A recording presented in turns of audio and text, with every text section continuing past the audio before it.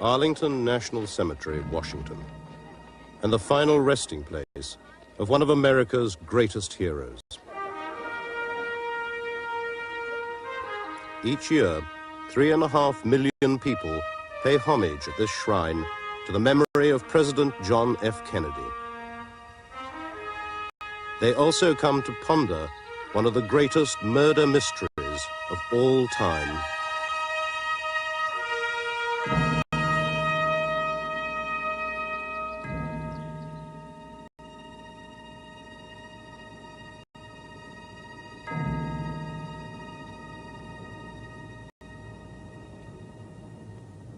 There was a monstrous cover-up of everything. I know it, and so do the people who covered it up. It angers me terribly that we don't know the truth. And the arrogance of those in power that continue the cover-up and the lie is beyond tolerance. We're not a free country anymore because the people who are smart enough and powerful enough to take out a president like that and get away with it for 25 years are probably involved in other areas of the government. In other words, the country is being run by people we did not vote for. If it could be done to John F. Kennedy in 1963, it could be done to another president in the future.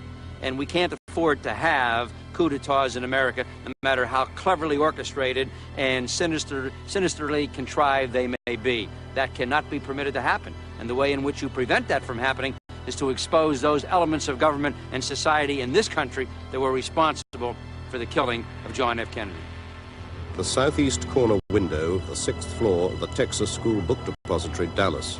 According to the official verdict, the spot where a lone gunman, Lee Harvey Oswald, fired 3 shots into Dealey Plaza, striking the president from behind as he rode in a motorcade down the center of Elm Street.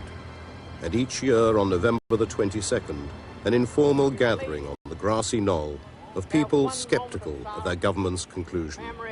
And in honor of the events that took place here in November 1963. One moment, please. Until now, the world has been asked to accept the Warren Commission's verdict on the death of John F. Kennedy. New evidence that exposes the complex and sinister forces that brutally murdered the President of the United States 25 years ago will be shown here for the first time.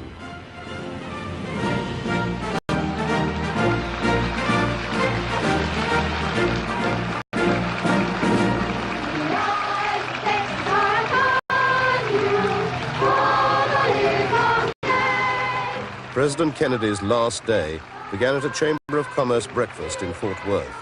In his entourage were Vice President Lyndon Johnson and the Governor of Texas, John Connally. Basically, his purpose for his visit to Texas, it was not just to Dallas, was to raise money for himself and for the Democratic Party, and also to enhance his standing, because he was looking forward to the election in 1964. Couldn't let you leave Fort Worth without providing you with some protection against the rain.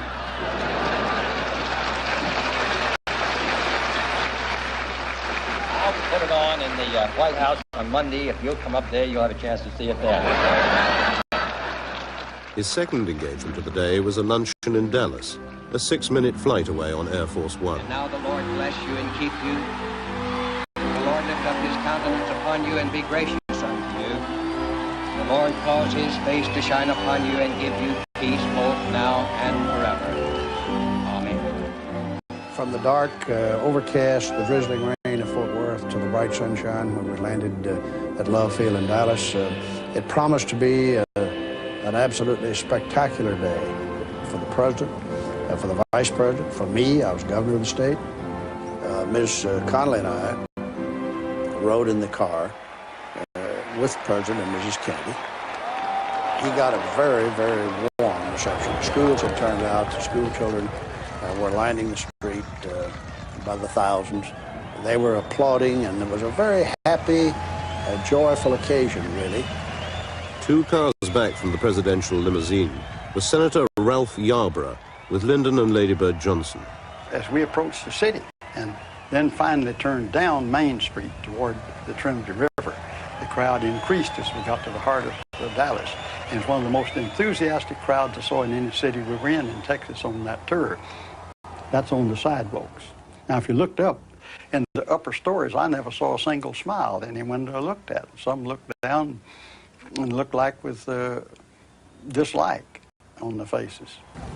Nellie turned to the president and said, Mr. President, you can't say now that they don't love you here in Dallas. And within a matter of a few seconds after that, we turned on Elm Street to go down to get on the Stemmons Freeway to go out to the Trade Mart where the luncheon was being held. And that's when the shots occurred. I heard what I thought was a rifle shot. I immediately reacted by turning to look over my right shoulder because that's where the sound came from. I didn't see anything out of the ordinary and was in the process of turning to look over my left shoulder when I felt a blow in the middle of my back, as if someone had hit me with a doubled-up fist, about like that. The blow was of such force that it bent me over, and I immediately saw that I was covered with blood. And I knew I'd been hit. And I said, oh my God, they're going to kill us all. And I heard another shot that was a loud shot almost like that. And immediately I saw blood and brain tissue all over the back of the limousine. I knew then that the president had been fatally hit because Ms. Kennedy then, I heard her say, my God, I've got his brains in my hand. The Secret Service in the car in front of us kind of casually looked around, looked up at the back of them and rather slow to react. And we went under the underpass, and as we came up on the other side, I could see then the president's car, and there was Hill, whom I knew as a Secret Service man assigned to protect Mrs. Kennedy. He was lying across the back to hang on with arm over in there so he could hang on at that high speed. His face turned back towards us, just writhed in agony and beating with his hand on there like a terrible thing has happened. I knew then that Kennedy had been shot. And within several minutes, we came to Parkland Hospital, and the Secret Service immediately jumped out the minute Johnson was there. They practically pulled him out and formed a cordon around him, 4 or 5, and one of them said, Mr. President. I knew then Kennedy was dead. And I walked up to the car where Mrs. Kennedy was still there on the back seat, lying there with her head bowed over, covering her husband's head, his blood running down her leg and on her clothes, and twice saying, they've murdered my husband. They've murdered my husband. It's the most tragic sight of my life. While the senator wept for his president, inside Parkland Hospital, doctors battled to resuscitate him in Trauma Room 1. My most vivid impression of the entire agitated scene was that his head had been almost destroyed. The face was intact but very swollen, and it was obvious that he had had a massive wound to his head. We decided that the president was dead, and Dr. Clark, the chairman of neurosurgery, had come in the meantime, and he had walked up to the head of the patient and looked inside at the wound and shook his head. John F. Kennedy died at approximately 1 o'clock Central Standard Time today here in Dallas. He died of a gunshot wound in the brain. Dr. Berkeley told me it's a simple matter, Tom, of a bullet right through the head. On duty at Parkland throughout these events was Aubrey Reich, an ambulance driver for the O'Neill Funeral Home. He was approached by the Secret Service. They told us to go into the trauma room and prepare the president to be moved. And he had his head wrapped in sheets. I was, at the time, didn't know where he had been shot or what, and we was all very sad, everybody's choking back tears. But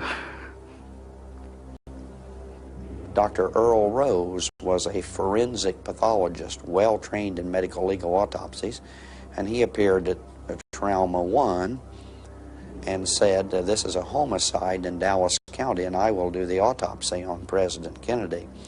In the meantime, a casket had been acquired, and the president's body had been placed in it, and he was informed by the Secret Service that if he didn't get out of the way, he would be run over by the casket as they were leaving. This was the President of the United States, and they were taking him back to Washington. There was a lot of cursing going on. I was embarrassed, especially for Miss Kennedy, because she was standing right behind us. The priest was there. A lot of what I thought was, was too foul of language to be going on. It was a terrifying type thing. And it's hard to believe, that grown people could be so childish about things, and everyone trying to take over. Vice President Johnson had already left for the airport, shortly to be followed by Jackie Kennedy with her husband's body. The casket was manhandled up the steps of Air Force One. Minutes later, Johnson was sworn in as the new president. Barely 3 hours after arriving in Dallas, the plane left for Washington. In Dealey Plaza, in the chaos immediately after the shooting, there'd been confusion about where the shots had come from. Over 50 known eyewitnesses believed that there was a gunman up on the grassy knoll, but the police quickly focused their attention on the book depository. The police were in the building within 90 seconds. In the southeast corner of the 6th floor, 3 spent cartridges were found lying closely together against the wall, near a half-open window that overlooked the motorcade route. Later, a rifle was found on the same floor by Deputy Sheriff Eugene Boone. In the far corner of the stairwell, you could not see this corner of the building at all from the stairwell.